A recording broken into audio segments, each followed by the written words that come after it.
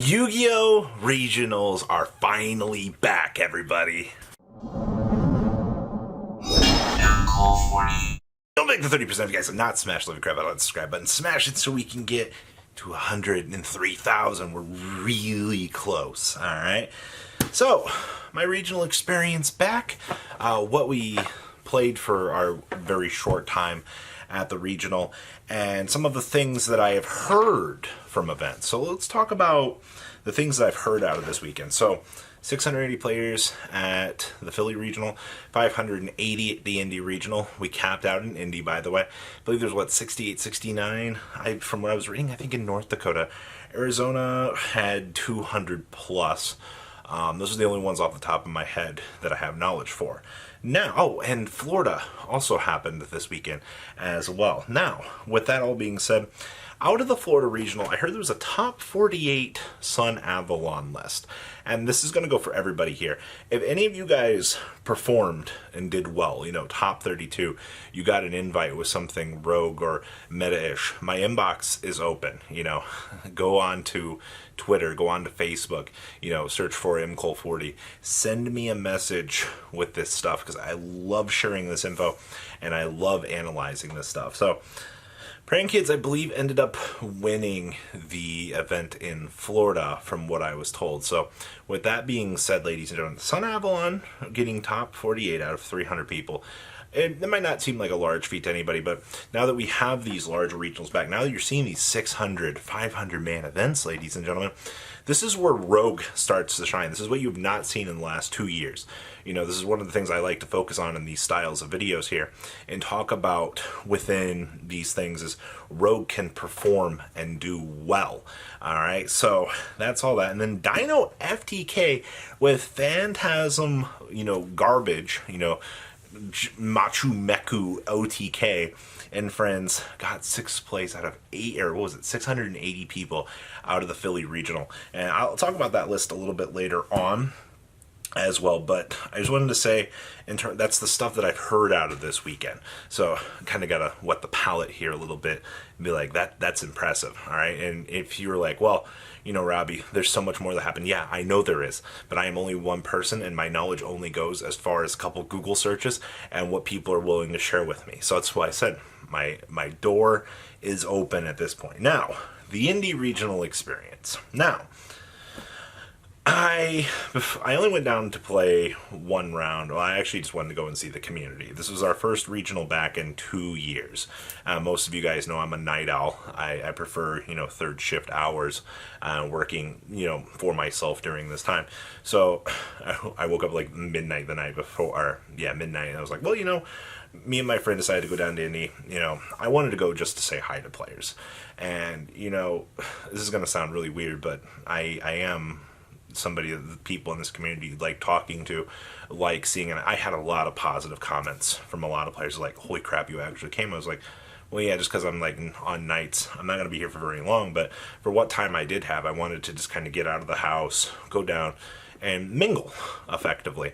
Overall, from what I saw in the very early stages of the regional, it went fantastic. All right. Pre-registration is the best thing to ever happen to the game. All right, the fact that you can just go ahead, pre-register, submit your deck list online, and then you get to skip all the lines. Oh my god. Thank you. I cannot believe it only took us how many years to get that system in place. Thank you, Side Deck. That was freaking wonderful. All right, now with that being said, registration still took time, still 500 players. I saw a few people be like, well, registration was a shit show. No, registration was a shit show because people didn't take advantage of the conveniences that are in place. They would rather just, sit there, crap their pants last minute, submitting their deck list. That's on them. All right, there's nothing that can be done about that at the end of the day. Overall, packing 500 people into an event, short notice, I had an amazing staff for it, and I'm glad to see that it went good. So, people are going to complain about things like that. The one round I did get to play, my opponent was massively awesome. Actually, just the whole community was awesome there. It was really just, I can't really summarize it. Like, the community is just always such a positive experience to go hang out with. So it was just, even if it was a short amount of time, I had a blast. And here for a second, I've been constantly asked, well, Robbie, what sauce did you put together? I don't have anything spicy. Like, I don't think people really understand. I mean, I'll show what I played for, a short time, so you can kind of just get an idea what's going through my head at the moment. But that is that. So awesome. Many cool deck lists and things. Many stories I've heard out of this weekend. But like I said, it's growing. So if you guys have any of those lists or anything cool, my inboxes are open. Feel free to reach out to me. I'll leave it on Discord. Feel free to send me a message. Well, let's go take a look at what monstrosity we played this weekend. I gotta give a quick little plug here for EWin Racing. They supplied us with the awesome gaming chairs that we have in the office now for playtesting. So if you guys are in the market for an awesome gaming chair, use code MCOL40 and save on your purchase. Link down below in the description. Alright, this is my Eldritch list for this weekend. And yes, my next regional will be Columbus on May 1st, that Sunday. I'm actually making a cool little field center to give out to everybody. So yeah, make sure you go and get to me early so I can just hand you one of those. So we are playing Triple Golden Lord. I do want to be straight up forward and honest with this.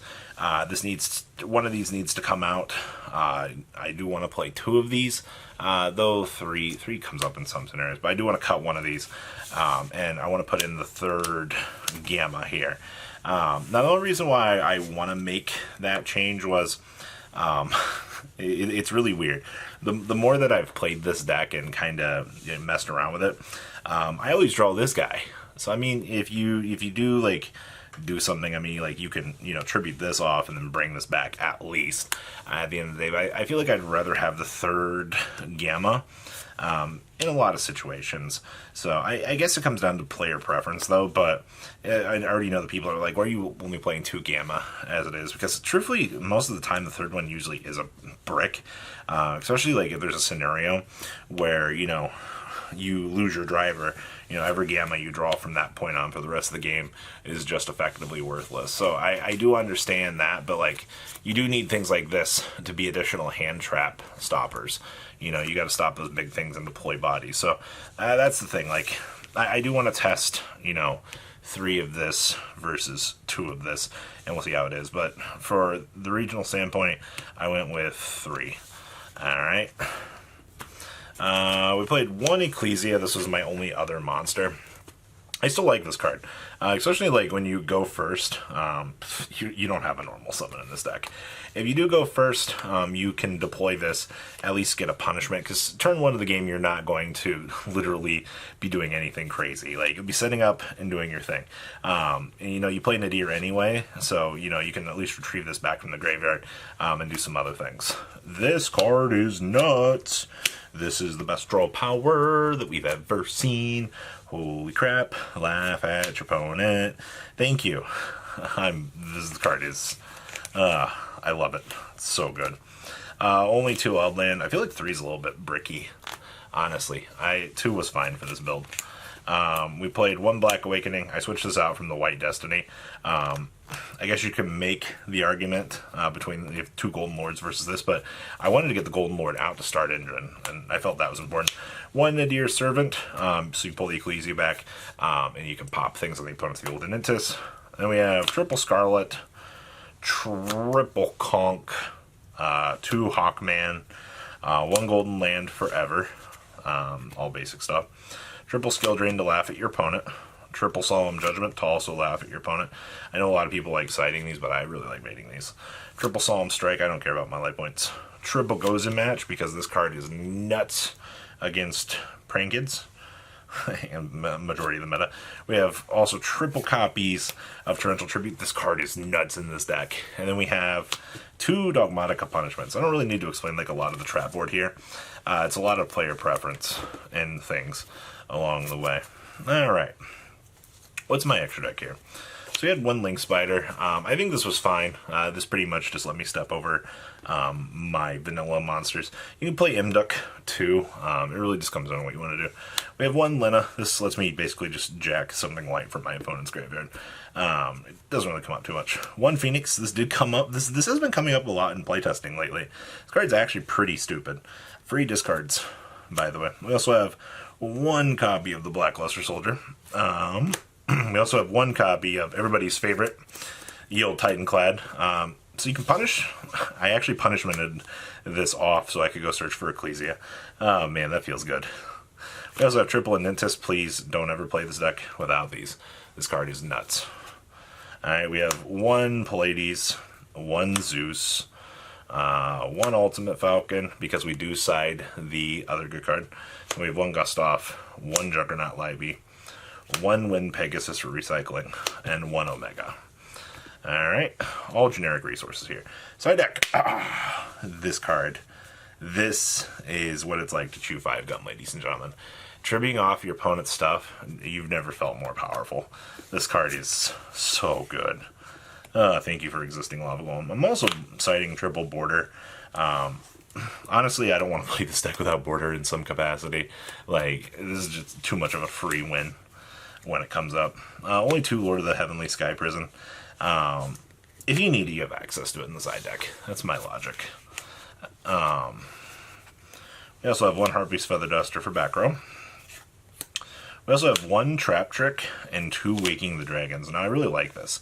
So you can basically go get any trap card that you want citing this. This gives you access to Ultimate Falcon, so you can laugh at your opponent. So the also jerk thing to do is if your opponent activates Lightning Storm, chain the Trap Trick, set this. What it's like to be mean. And then I'm citing my rivalries because logically, if you're not maining these, you should be citing them. That way you have access to both of them. So that is my list out of this weekend. I haven't played a lot of Yu-Gi-Oh! With this, but this has been like more of the generalized version of things that I've been just messing around with, guys. So, what do you guys think? Please comment about what you guys think. Make sure you guys smash the crap out of that subscribe button so you guys don't miss out more awesome content. And I'll see your beautiful faces back here later in the day, guys. Peace. Patrons, thank you.